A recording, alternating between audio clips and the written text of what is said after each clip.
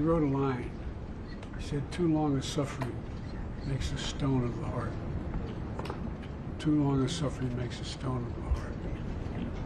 The thing that I found in just this real quick meeting with all of you is none of your hearts have turned to stone yet. Every one of you talked about what you have to do. Every one who talked to you about having to reach out. Talked about whether or not they were a Jew or a Muslim. Reach out. And, I've often said, I remember the first time that I was in Israel with Golda Meir. She was just before the Six-Day War.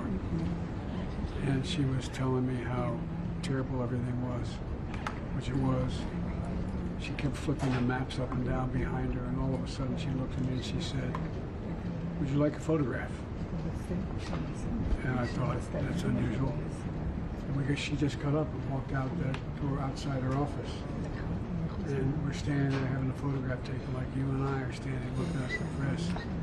And she, without looking at me, she turned, she like this, she said, "You look worried, Senator." I said, "I am." She said, "Don't worry, we Jews have a secret weapon in our fight. We have no place else to go." Well, the truth of the matter is, if there weren't in Israel, we'd have to invent one. The truth of the matter is that I believe that, as I went home and said, I got in trouble at the time, but it's true. You don't have to be a Jew to be a Zionist. You don't have to be a Jew to be a Zionist. And I think the security and safety of Jews worldwide is anchored in the continued vibrance of the state of Israel. That's what I think it's about at its core.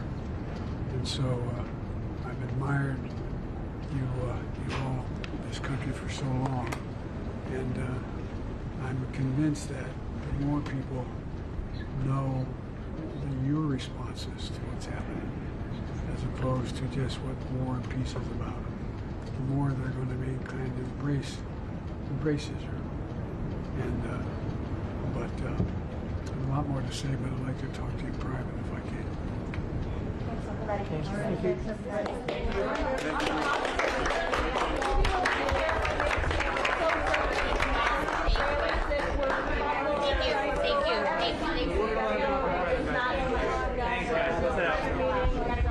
That I was shown by my defense lawyer. Thanks, guys.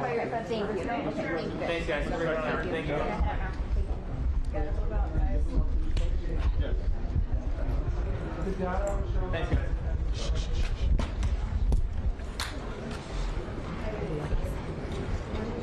The data